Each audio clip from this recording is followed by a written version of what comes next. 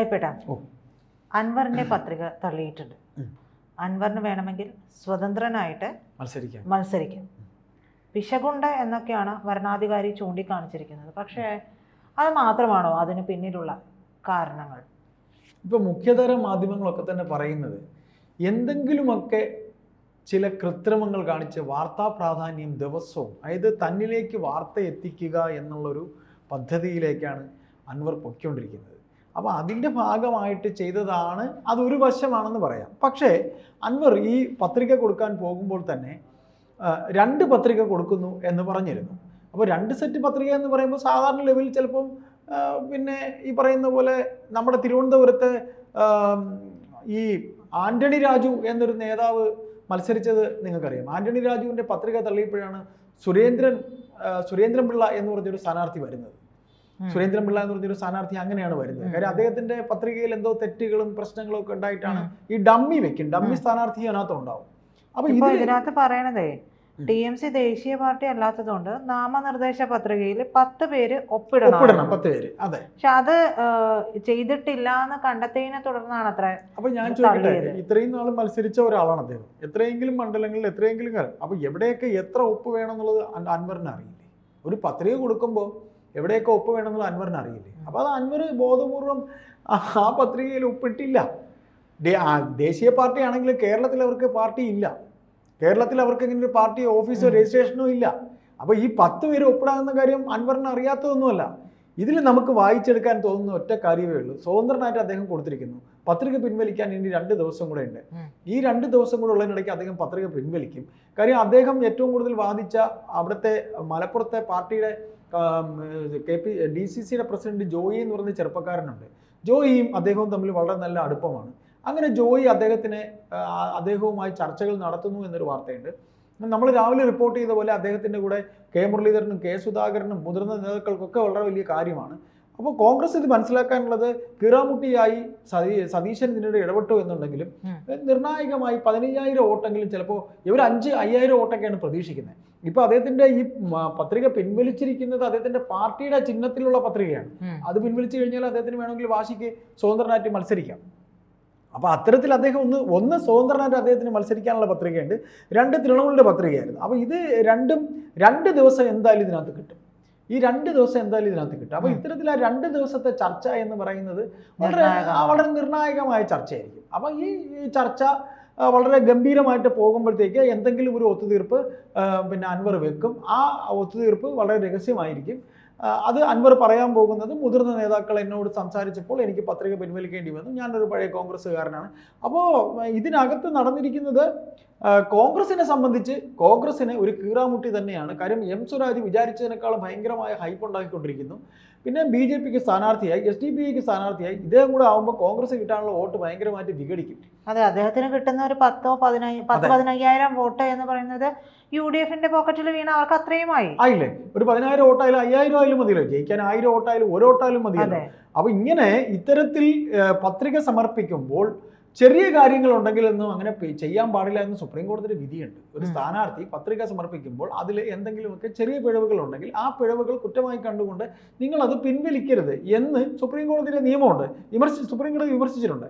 അപ്പം നിലവിൽ ഇവിടെ 10 പേരുടെ ഒപ്പാണ് കാണാനില്ലാത്തത്.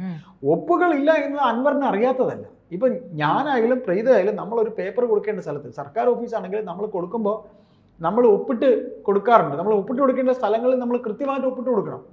മനസ്സിലായില്ലേ? കൃത്യമായി നമ്മൾ ഒപ്പിട്ട് കൊടുക്കുക. അത് നമുക്കറിയാതെ നമ്മൾ അത്രയ്ക്ക് തലയ്ക്ക് വെളിവില്ലാതെ ആയിരിക്കില്ല ഇത് ചെയ്യുന്നത്. ഒരു ബാങ്കിൽ ഒരു ഫോം നമ്മൾ കൊടുക്കുന്നു, എവിടെയൊക്കെ നമുക്കൊരു അക്കൗണ്ട് കൊടുക്കുന്ന ഒപ്പിടണം നമുക്ക് ബോധമില്ലേ? അല്ലെങ്കിൽ അവർ തിരിച്ചു തരുമ്പോൾ ഇടത്തില്ലേ? ഇത് വെരിഫൈ ചെയ്ത ഓഫീസർ അപ്പോൾ വെരിഫൈ ചെയ്തോ ഇല്ലയോ എന്നുള്ളത് നമുക്ക് അതിലും ഒരു ചോദ്യമുണ്ട്. വെരിഫൈ ചെയ്ത ഓഫീസർ ഇതെല്ലാം നോക്കിയിട്ടില്ലേ മേടിക്കേണ്ടത്. ഇപ്പോൾ ഏതായാലും ഇത്തരത്തിൽ 10 പേരുടെ ഒപ്പില്ല എന്നത് അൻവർ അറിഞ്ഞില്ല എന്ന് പറയുന്നതിൽ കള്ളത്തരമുണ്ട്. കൂടാതെ അൻവർ തൃണമൂൽ കോൺഗ്രസിൻ്റെ സ്ഥാനാർത്ഥി നിർമ്മിച്ച തൃണമൂൽ കോൺഗ്രസിന് കേരളത്തിൽ ഇതുവരെ ഒരു ഓഫീസില്ല.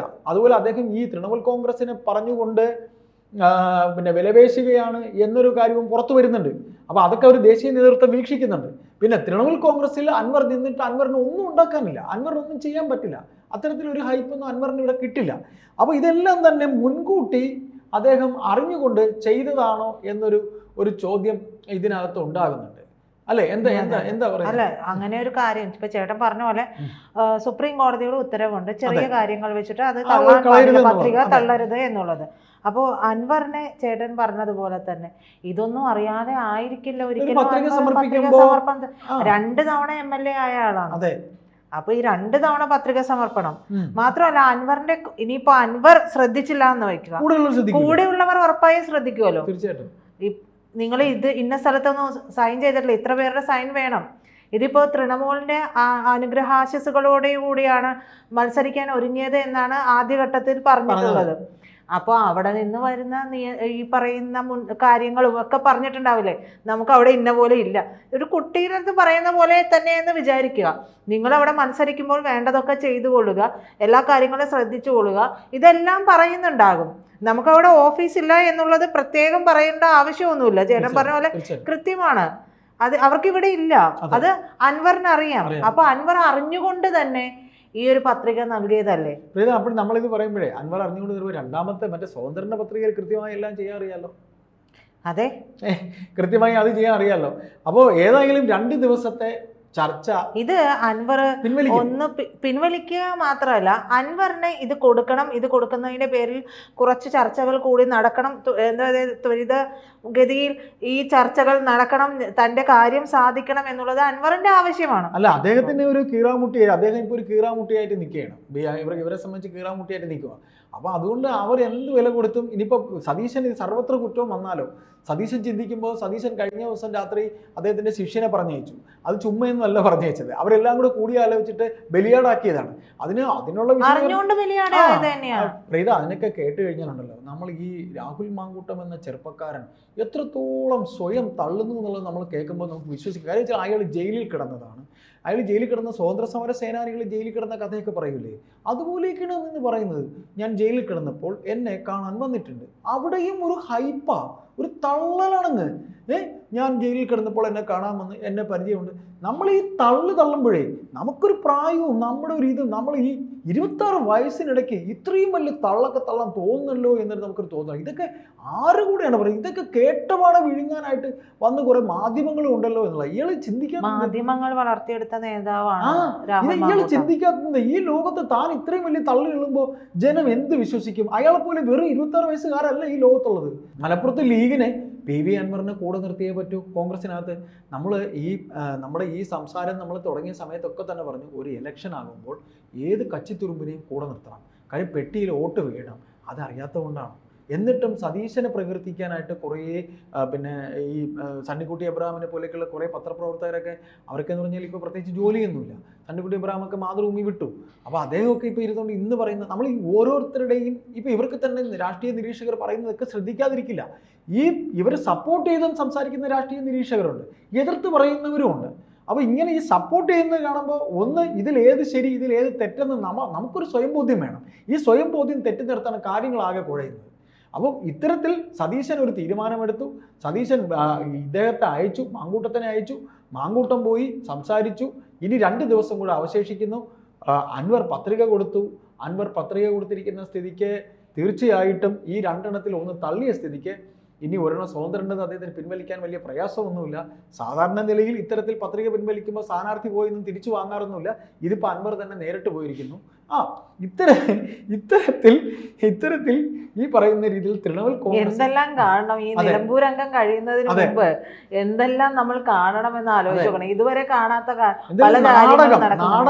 ഭീകരമായി ഒരു അൻവറും ഉണ്ട്, ഒരു കുറേയധികം നാടകങ്ങളും ഉണ്ട്, ആർഗ്യുമെന്റ് ഉണ്ട്. അദ്ദേഹം കരയുന്നു. അദ്ദേഹത്തിൻ്റെ കരച്ചിൽ, അദ്ദേഹത്തിൻ്റെ വികാരപ്രകടനം, സതീശൻ്റെ പറച്ചിൽ, KC വേണുഗോപാലിൻ്റെ പ്രകടനം. ഏതായാലും നിലമ്പൂരിൽ ആകെ 2 ലക്ഷം വോട്ടർമാരാണുള്ളത്. കേരളത്തിൽ ഒരു വലിയ തിരഞ്ഞെടുപ്പ് നടക്കുന്നതിനേക്കാളും, കേരളത്തിലെ നിയമസഭാ തിരഞ്ഞെടുപ്പ് എല്ലായിടത്തും നടക്കുന്നതിനേക്കാളും ഒരു ഓളം, ഒരു ഭയങ്കര വൈബ് ഉണ്ടാക്കാനായിട്ട് അൻവറിന് തന്നെ കഴിഞ്ഞിട്ടുണ്ട്. ഏതായാലും നമുക്കിതിൽ ഒരു കാര്യം ഉറപ്പിക്കാം, അൻവർ പത്രിക 2 പത്രികയും പിൻവലിക്കും. കോൺഗ്രസ് അദ്ദേഹത്തിനെ കൊണ്ട് കൂട്ടിൽ UDF-ലേക്ക് അദ്ദേഹത്തിന് പ്രവേശനം എന്നുള്ളൊരു ആഘോഷം കൂടെ നമുക്ക് ഈ തെരഞ്ഞെടുപ്പിന് മുമ്പ് കാണാം എന്ന് മാത്രമേ ഇതിൽ പറയാനുള്ളൂ. അത് സംഭവിക്കും.